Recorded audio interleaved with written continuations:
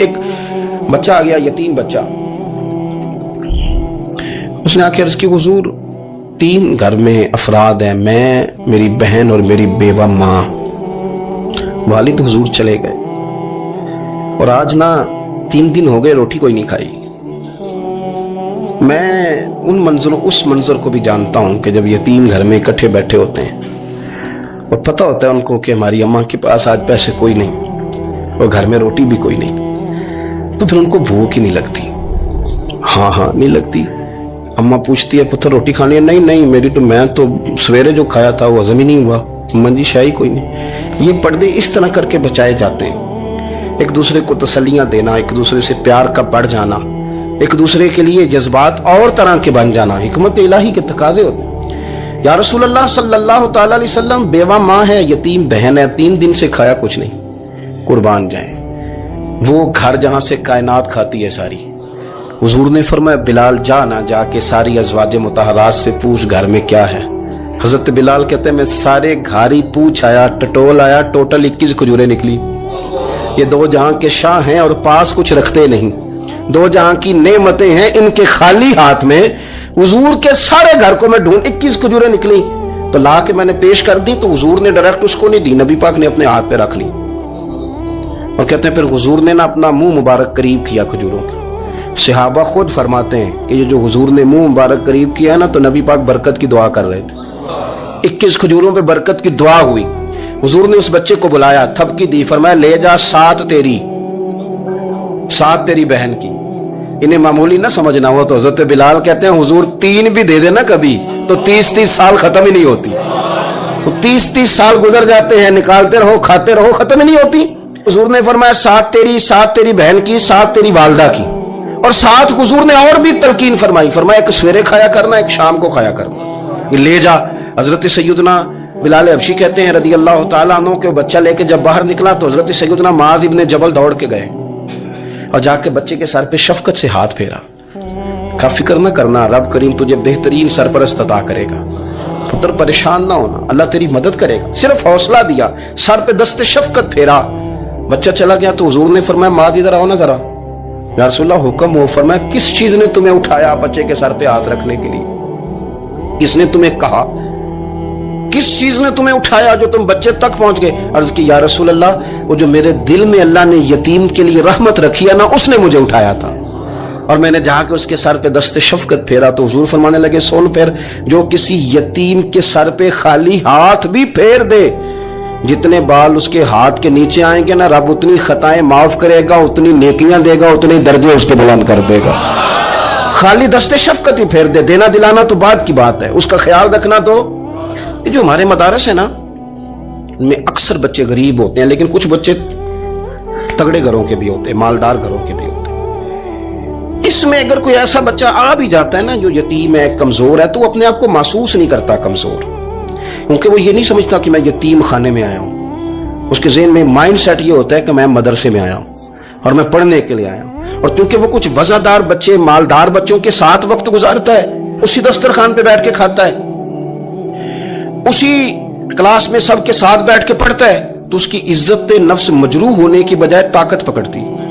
وہ برابری کی سطح پہ جب آتا ہے تو اسے محسوس ہوتا ہے کہ مجھے عزت دی جا رہی۔ اس لیے مدارس اسلامیہ میری نظر سب سے مضبوط جگہ ہیں جہاں مساکین کی، یتیموں کی، غریبوں کی صحیح معنوں میں کفالت بھی ہوتی ہے، تعلیم بھی ہوتی ہے، عزت بھی ہوتی ہے، تربیت بھی ہوتی ہے۔ میرے رسول کریم علیہ السلام بڑے انہماک کے ساتھ، بڑے توجہ کے ساتھ۔ اچھا ایک کام اور ہوتا ہے ہمارے ہاں، وہ کیا ہے؟ اگر کوئی یتیم مال چھوڑ گیا نا اس کا باپ، تو پھر تو بارے نہیں آ رہے ہیں اس کے، پھر تو اللہ خیر کرے کہ بہت سارے مل جائیں گے کفالت کرنے والے، بہت سارے ملیں گے دھیان رکھنے والے، بڑے سارے ملیں گے توجہ دینے والے۔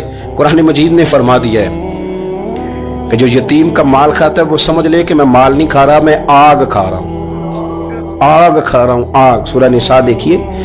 ہمارے ہاں اگر تو وہ مال چھوڑ گیا ہے تو پھر تو بہت سارے رشتہ دار مستقل اس کے محلے میں مکان لینے کو تیار ہو جاتے ہیں، الا ماشاءاللہ۔ پھر تو بڑے سارے ایسے بھی رشتہ دار بن جاتے ہیں جن کو والد کی موجودگی میں کبھی زیارت کا موقع بھی نہیں ملا تھا۔ یہ مال جو یتیم کا ہے اس کی تو زیادہ حفاظت کرنی تھی۔ ہم کئی دفعہ مسئلہ بتاتے ہیں، لوگ فتویٰ بازی شروع کر دیتے ہیں۔ مجھے بلایا گیا کہ ایک صاحب کا انتقال ہو گیا تو ان کا ختم شریف ہے، تو بچے ان کے نابالغ ہیں، تو میں نے کہا کہ آپ اس طرح کریں، ان کے مال میں سے زیادہ پیسے نہ صرف کریں۔ نہیں جی نہیں، بڑے پیسے کمائے ہیں جی، اس نے ساری زندگی باہر نکالی ہے تو لاکھوں کروڑوں کمائے ہیں، تو چھوٹا گوشت پکائیں گے، بکرے کا گوشت پکائیں گے اور ہم ان کا ختم شریف دلائیں گے۔ تو میں نے کہا صاحب آپ رشتہ دار ہیں، ان کے بچوں کے مال کی حفاظت کریں۔ ختم شریف تو اس میں گوشت زیادہ ہونا ضروری نہیں، اس میں تو درد سے دعا کرنا ضروری ہے، اس میں تو تلاوت قرآن پاک کے سال ثواب میں ضروری ہے، ذکر اذکار ضروری ہے۔ لیکن کیا کیا جاتا ہے کہ بے دریغ مال ان کا اگر ہو تو، ایک حدیث پاک ہے بخاری مسلم میں، بڑے غور سے سنیے گا اور اس کے اندر جتنے پہلو ہیں ان پر پوری توجہ دیجیے گا کہ کہیں ہم ادھر آ تو نہیں گئے۔ رسول پاک صلی اللہ علیہ وسلم نا ہمارے لیے سب سے بڑے حکیم ہیں، سب سے زیادہ حکمت حضور نے ہمیں بتلائی ہے کہ اس رستے چلو گے تو بچو گے، اس رستے جاؤ گے تو ہلاک ہو جاؤ گے۔ نبی کریم علیہ السلام نے فرمایا، بخاری مسلم ہے، فرمایا 7 ہلاک کرنے والی چیزوں سے بچنا، اگر ان میں تم چلے گئے تو ہلاک ہو جاؤ گے۔ 7 چیزیں ہیں جو تمہیں ہلاک کر دیں، برباد ہو جاؤ گے، تباہ ہو جاؤ گے، ہلاکت کا سفر ہے یہ، 7 چیزوں سے بچو۔ یا رسول اللہ صلی اللہ علیہ وسلم وہ کون کون سی؟ تو حضور نے فرمایا اللہ کے ساتھ شریک نہ کرنا، ہلاک ہو جاؤ گے۔ دوسرا نبی پاک صلی اللہ علیہ وسلم نے فرمایا جادو نہ کرنا، ہلاک ہو جاؤ گے، ہلاک۔ اور یار جسے حضور فرما رہے ہیں ہلاک ہو جائے وہ بچے گا۔ نبی پاک صلی اللہ علیہ وسلم نے تیسرے نمبر پر فرمایا جس شخص کے قتل کرنے کو اللہ نے حرام قرار دیا ہے اسے قتل نہ کرنا، ہلاک ہو جاؤ گے۔ چوتھے نمبر پر رسول پاک علیہ السلام نے فرمایا سود نہ کبھی بھی کھانا، ہلاک ہو جاؤ گے، ہلاک۔ بڑی بڑی دلیلیں دی بینک والوں نے، بڑا سمجھایا تو حاجی صاحب مان گئے، محترم مان گئے، کہنے لگے نہیں جی نہیں وہ کاروبار میں لگاتے ہیں۔ بڑے بھولے والے ہیں ہم، پتہ سارا ہے۔ اور دیکھو سب کاموں کے باوجود مستقل بینکوں میں پیسے اس اکاؤنٹ میں رکھے ہوئے ہیں جہاں سے مستقل سود آتا ہے۔ حضور نے فرمایا نہ کرنا یہ کام۔ تو کہتے میں سود پہ پیسے لے کے کاروبار چمکاؤں گا، تیرے نبی پاک نے تو فرمایا تو ہلاک ہو جائے گا۔ تو کہتا ہے میں میل لگاؤں گا، حضور نے تو فرمایا ہلاکت ہے۔ تو کہتا ہے میں بڑا کچھ کر جاؤں گا تو ہلاکت ہے۔ اچھی طرح سمجھ لیں، اصل مال بھی ضائع ہو جاتا ہے اس بندے کا جو سود کا مال ملا لیتا ہے، اصل برکت بھی اڑ جاتی۔ اور میرے نبی پاک صلی اللہ علیہ وسلم نے 5ویں نمبر پہ فرمایا یتیم کا مال نہ کھانا، ہلاک ہو جاؤ گے۔ نہ کھانا ان کا مال، یہ کروڑوں ہو، اربوں ہو یا 10 روپے ہو، یتیم کا پیسہ نہ کھا جانا، ہلاک ہو جاؤ گے، ہلاکت تمہیں آ لے گی۔ اور پھر 6 نمبر پر نبی پاک علیہ السلام نے فرمایا کفر سے جہاد ہو رہا ہو تو کبھی پیٹ پھیر کے بھاگنا نہ، ہلاک ہو جاؤ گے۔ اور 7ویں نمبر پر اللہ کے رسول نے فرمایا بے قصور اور بے گناہ عورت پر تہمت نہ لگانا، بلا وجہ بہو کے کھاتے نہ کچھ ڈال دے، بلا وجہ بھابھی اور بیوی اور کسی بھی خاتون پر کوئی الزام بے قصور عورت پر بہتان نہ لگانا۔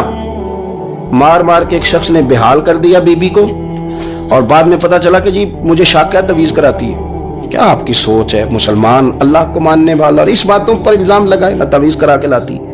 بے قصور عورت پر بہتان، یہ ایک تو بات ہے اسے مارنا، اور ایک یہ ہے کہ کوئی تکلیف دینا، اور ایک خالی اتنی بات کی کہ بہتان بھی نہ لگانا، اس پر الزام نہ لگانا، یعنی تم نے صرف بے قصور عورت پر الزام ہی لگایا تو حضور فرماتے ہیں ہلاک ہو جاؤ گے۔ یہ ہلاکت والا کام ہے، لیکن ہم بغیر سوچے سمجھے کہہ دیتے ہیں اس نے کہا ہے، اس نے کیا ہے، یہ کرتی ہے، یہ کام نہیں کریں۔ یہ 7 وہ چیزیں ہیں جو ہلاک کر دیں گی۔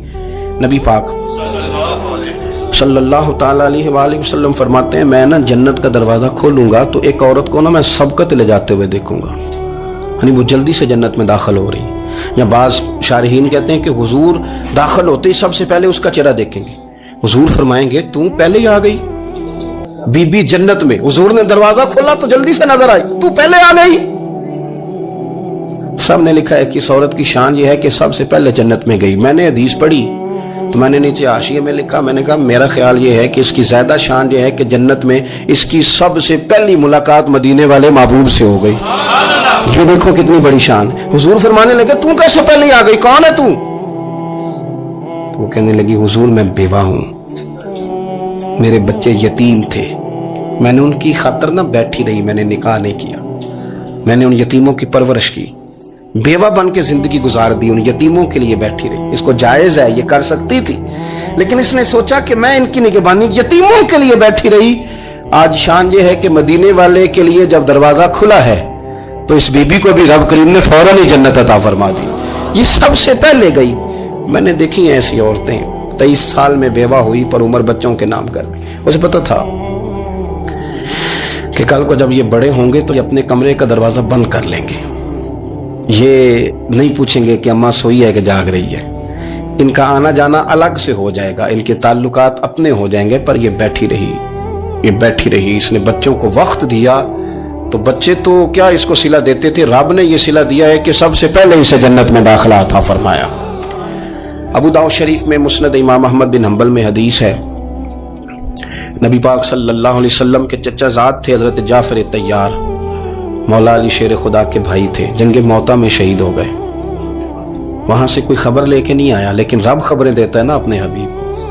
अल्लाह गैब के खजानों की कुंजियां देता है अपने महबूब को। नबी करीम सल्लल्लाहु ताला अलैहि वसल्लम ना उनके घर गए। उनकी ज़ौजा का नाम अस्मा बिनते उमैस था। हुजूर ने फरमाया, अस्मा मेरे भतीजों को मेरे पास लाओ, मोहम्मद बिन जाफर और अब्दुल्ला बिन जाफर रदी अल्लाह ताला अन्हु। बच्चे करीब आए। हुजूर को पता है इनके वालिद शहीद हो गए। नबी पाक ने अपनी नाक मुबारक उनके रुखसारों पे रखे, फिर हुजूर ने उनका माथा चूमा, फिर नबी पाक सल्लल्लाहु अलैहि वसल्लम ने सीने से लगाया, फरमाया हजाम को बुलाओ ना जरा, इनके बाल तराशे कितनी बड़े हो गए, हजामत होने वाली। हुजूर प्यार कर रहे थे, आंखों में आंसू थे, तो जनाब अस्मा करीब आई, कहने लगे हुजूर मेरे शौहर की कोई खबर आ गई है? तो नबी पाक सल्लल्लाहु ताला अलैहि वसल्लम ने गर्दन मुबारक उठाई तो आंखों में आंसू थे। फरमाया रब ने मेरे भाई को शहादत का दर्जा अदा किया है। फरमाया कोई आहो बका ना करना मेरे भाई पर, अल्लाह ने उसे शहादत का दर्जा दिया है। हजरत जाफर तैयार के घर वालों के लिए हुजूर ने सहाबा को हुक्म दिया कि ये गम में हैं, इनके लिए खाने पका के लाओ। फिर नबी पाक उन बच्चों से प्यार करने लगे, फरमाने लगे ये जो है ना मोहम्मद बिन जाफर, ये अपने दादा जनाब अबू तालब से मिलता जुलता है, और ये जो अब्दुल्ला बिन जाफर है ये तो सारा मेरे साथ मिलता जुलता है। नबी पाक सल्लल्लाहु अलैहि वसल्लम प्यार करते, बातें करते। हजरत अस्मा रोने लगी। ये अबू दाऊद शरीफ में मुस्नद इमाम अहमद बिन हंबल में चमकते जुमले। अर्ज करने लगी हुजूर मेरे बच्चों का क्या बनेगा, कौन किफालत करेगा? कुर्बान जाएं रसूल पाक सल्लल्लाहु अलैहि वसल्लम के क्या जुमले, यतीमों के लिए हुजूर का नवाजने का क्या अंदाज है। फरमाया अस्मा तू फिक्र न कर, अना वलीयुहुम फिद दुनिया वल आखिरा। फरमाया मैं दुनिया में भी इनका वारिस बनूंगा, कयामत के दिन भी इनका वारिस बनूंगा। तू सिर्फ दुनिया की बात करती है कि निजाम मईशत का कैसे चलेगा, और मेरा वादा यह है कि दुनिया में भी इनकी सरपरस्ती करूंगा, आखिरत में भी सरपरस्ती करूंगा, आखिरत में भी मैं इनका ख्याल रखूंगा। आप गौर तो फरमाएं, तवज्जो तो करें कि इस कदर ज्यादा हुजूर का इन्हिमाक इस तबके के साथ हमें अपने दाएं बाएं अजीजों में, रिश्तेदारों में, दोस्तों में, इलाका में, पड़ोसियों में, मोहल्लेदारों में देखना चाहिए। ये बच्चे बेचारे मैंने देखा है, इनके बिगड़ने में असल बात ये होती है कि कोई मुखलिस होकर सरपरस्त नहीं बनता। आगे बढ़ें, अपनी अपनी खिदमात पेश करें, और जिस तरह हमारा बच्चा बिगड़ जाए तो हम उसके लिए पूरी कोशिश करते हैं, जद्दोजहद करते हैं, हालात वाक़यात पस मंजर पेश मंजर का जायजा लेते हैं, कौन से असबाब इख्तियार किए जाएं तो ये ठीक हो सकता है। वो सारी चीज़ें इनके लिए भी हमें इख्तियार करनी चाहिए। और ये बच्चे अगर एहसास जिम्मेदारी पकड़ जाएं, जो वारिस से महरूम हो जाते हैं, ये अगर एहसास जिम्मेदारी पकड़ जाएं तो फिर ये कौमों की क़यादत करते हैं, फिर ये बहुत बड़े जांबाज साबित होते हैं। फिर ये अपने घर घराने का नहीं, ये मिल्लतों के, कौमों के लिए मिशअल राह बनते हैं। लेकिन शर्त यह है कि हम इनके लिए अपने दिलों को कुशादा करें, सीनों को वसी करें। अल्लाह करीम समझने की तौफीक अता फरमाए।